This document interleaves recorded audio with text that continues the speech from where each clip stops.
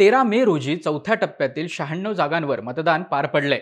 यानंतर लोकसभेच्या एकूण 543 जागांपैकी 379 जागांवर मतदानाची प्रक्रिया आता पूर्ण झाली आहे।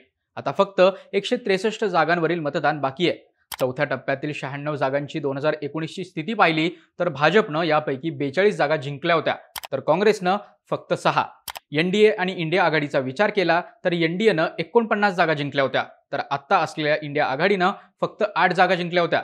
2019च्या निवडणुकीत या टप्प्यात प्रभावी ठरले होते ते प्रादेशिक पक्ष। प्रादेशिक पक्षांनी या टप्प्यातील तब्बल 39 जागा जिंकल्या होत्या। त्यामुळे भाजप आणि काँग्रेस दोघांनाही या टप्प्यात चांगली कामगिरी करायची असेल तर त्यांना प्रादेशिक पक्षांचं आव्हान मोडून काढावं लागणार आहे। पण ही प्रादेशिक पक्ष आहेत कोणती? सध्या या पक्षांची स्थिती कशी आहे आणि यावेळी पुन्हा ही पक्ष भाजप आणि काँग्रेस या दोघांनाही आव्हान देऊ शकतात का? पाहूयात या व्हिडिओतून। नमस्कार, मी निखिल आणि तुम्ही पाहताय बोल व्हिडिओ। चौथ्या टप्प्यातील निवडणुकीत एकूण तब्बल 1717 उमेदवार निवडणुकीच्या मैदानात होते। त्यामध्ये सर्वाधिक 92 उमेदवार हे बहुजन समाज पक्षाचे होते। त्याखालोखाल भाजपचे 70 तर काँग्रेसचे 61 उमेदवार निवडणुकीच्या मैदानात होते। या टप्प्यात तेलंगणा आणि आंध्र प्रदेशच्या सर्वच्या सर्व 42 जागांवर मतदान पार पडलंय। त्यानंतर उत्तर प्रदेशमधील 14, महाराष्ट्रातील 11 जागांसह मध्य प्रदेश, ओडिशा, झारखंड, बिहार, पश्चिम बंगाल आणि जम्मू काश्मीरमधील श्रीनगरमध्ये देखील निवडणूक पार पडतीये। चौथ्या टप्प्यातील निवडणूक लढवत असलेल्या 1717 उमेदवारांपैकी 360 उमेदवारांवर गुन्हेगारी खटले दाखल आहेत। त्यानंतर जवळपास 476 उमेदवार हे करोडपती आहेत। शिक्षणाचा विचार केला तर 994 उमेदवारांनी पदवीपेक्षा जास्त शिक्षण घेतलेलं आहे। चौथ्या टप्प्यातील मतदानानंतर मध्य प्रदेश, आंध्र प्रदेश आणि तेलंगणा राज्यातील निवडणूक प्रक्रिया संपणार आहे। याआधी निवडणुकीच्या 3 टप्प्यांमध्ये तमिळनाडू, गुजरात, छत्तीसगड, गोवा, केरळ, राजस्थान, कर्नाटक, उत्तराखंड आणि ईशान्येकडील राज्यांमध्ये मतदान प्रक्रिया पूर्ण झाली आहे। चौथ्या टप्प्यातील लढतीचा विचार केला तर यामध्ये प्रमुख लढत ही प्रादेशिक पक्ष विरुद्ध काँग्रेस आणि भाजप अशीच होती। यावेळी देखील या प्रादेशिक पक्षांनी एनडीए किंवा इंडिया आघाडीला समर्थन दिलेलं नाहीये। त्यामुळे हे पक्ष भाजप आणि काँग्रेस दोन्ही पक्षांना डॅमेज करू शकतात। यामध्ये आंध्र प्रदेशमधील वायएसआर काँग्रेस, तेलंगणातील भारत राष्ट्र समिती, ओडिशातील बिजू जनता दल आणि पश्चिम बंगालमधील तृणमूल काँग्रेस या प्रादेशिक पक्षांचा समावेश आहे। या सर्व पक्षांनी 2019च्या लोकसभा निवडणुकीतही भाजप किंवा काँग्रेस या दोघांपुढे आव्हान निर्माण केल्याचं पाहायला मिळालं होतं। यापैकी तृणमूल काँग्रेस इंडिया आघाडीत असल्याचा दावा करत असली तरी ते बंगालमध्ये इंडिया आघाडीच्या घटक पक्षांच्या विरोधात लढतायत। या प्रादेशिक पक्षांनी 2019 मध्ये जिंकलेल्या जागा पाहिल्या तर वायएसआर काँग्रेसनं 2019ला आंध्र प्रदेशमध्ये 25 पैकी 22 जागा जिंकल्या होत्या, तर 3 जागा टीडीपीनं जिंकल्या होत्या। आंध्र प्रदेशमध्ये काँग्रेस आणि भाजपला एकही जागा जिंकता आली नव्हती। यानंतर तेलंगणामध्ये भारत राष्ट्र समितीनं 17 पैकी 9 जागा जिंकल्या होत्या। त्याखालोखाल भाजपनं 4, काँग्रेसनं 3 तर एमआयएमनं 1 जागा जिंकली होती। ओडिशामध्ये देखील ज्या 4 जागांवर मतदान होतंय त्यापैकी 2 जागा बिजू जनता दलानं जिंकल्या होत्या, तर प्रत्येकी 1 जागा भाजप आणि काँग्रेसनं जिंकली होती।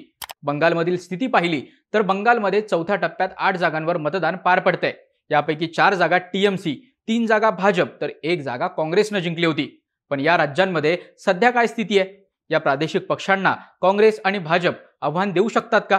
तर सुरुवात आंध्र प्रदेश पासून करूया।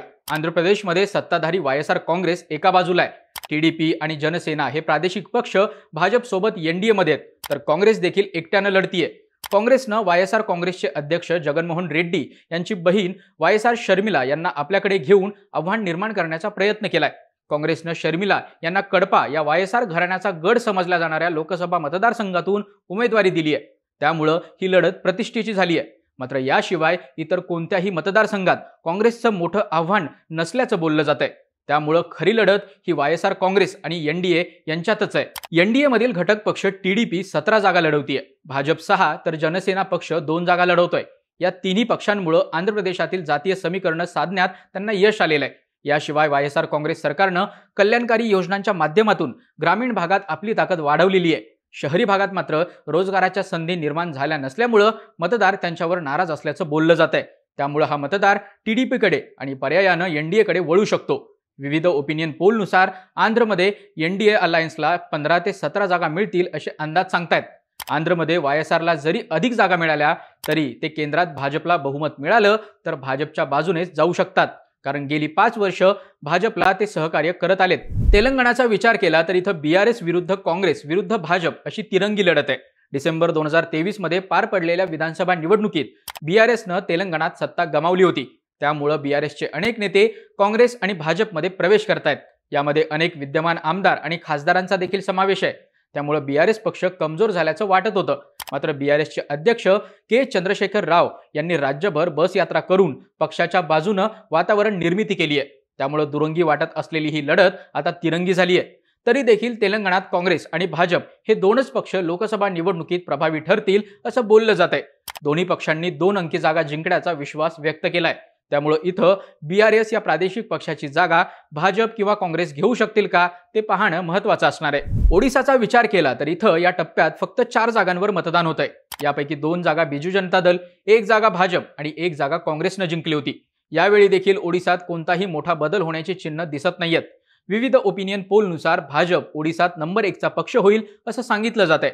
2019च्या लोकसभा निवडणुकीत भाजपनं 38% मतं घेतली होती, तर बीजेडीला 43% मतं मिळाली होती. काँग्रेसला 13% मतं घेता आली होती. काँग्रेसच्या मतांमध्ये 2014च्या तुलनेत 12% घट झाली होती. ओडिसामधील काँग्रेस नेते भाजप किंवा बीजेडीच्या मार्गावर आहेत. पक्ष संघटन देखील वाईट स्थितीत आहे. त्यामुळे यावेळी देखील प्रमुख लढत ही भाजप आणि बीजेडी यांच्यातच आहे. आता ओडिसात बीजेडीनं अधिक जागा जिंकल्या तरी केंद्रात भाजप सत्तेत आली तर ते भाजपला पाठिंबा देतील याची शक्यता अधिक आहे. प्रादेशिक पक्ष प्रबळ असलेलं यानंतरचं राज्य म्हणजे बंगाल. बंगालमध्ये लोकसभेच्या एकूण 42 जागा आहेत. 2019ला टीएमसीनं यापैकी 22 जागा जिंकल्या होत्या. भाजपनं 18 तर 2 जागांवर काँग्रेसनं बाजी मारली होती. यावेळी इथं मुख्य लढत ही टीएमसी विरुद्ध भाजप अशीच आहे. चौथ्या टप्प्यात बंगालमधील 8 जागांवर मतदान होत आहे. याच टप्प्यात आपल्या भाषणासाठी प्रसिद्ध असलेल्या मौवा मोइत्रा यांच्या कृष्णनगर मतदारसंघात देखील मतदान पार पडतंय. यानंतर बेहरामपूर लोकसभा मतदारसंघातून काँग्रेसचे लोकसभेचे नेते अधीर रंजन चौधरी यांच्या विरोधात क्रिकेटर युसुफ पठाण लढतोय. टीएमसी यावेळी देखील बंगालमध्ये चांगली कामगिरी करेल अशी शक्यता आहे. मात्र ते बंगालमध्ये एकट्यानं लढतायत तर बंगालबाहेर इंडिया आघाडीत असल्याचं सांगतायत.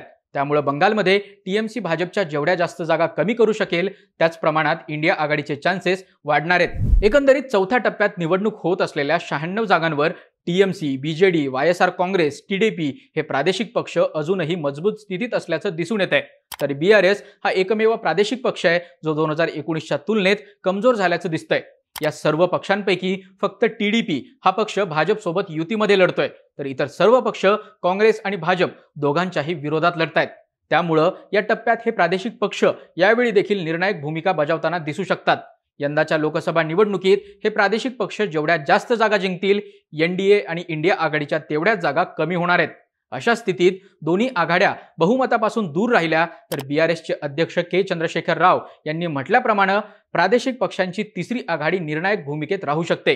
कारण आंध्र प्रदेश, तेलंगणा, ओडिसा आणि बंगाल या 4 राज्यात लोकसभेच्या एकूण 105 जागा आहेत. तुम्हाला काय वाटतं? यंदाच्या लोकसभा निवडणुकीत या प्रादेशिक पक्षांची कामगिरी कशी राहील आणि तिसऱ्या आघाडीची खरंच काही शक्यता आहे का? तुमच्या प्रतिक्रिया नक्की कळवा आणि लोकसभा निवडणुकीचे सर्व अपडेट्स जाणून घेण्यासाठी बोल व्हिडिओला सबस्क्राइब करा.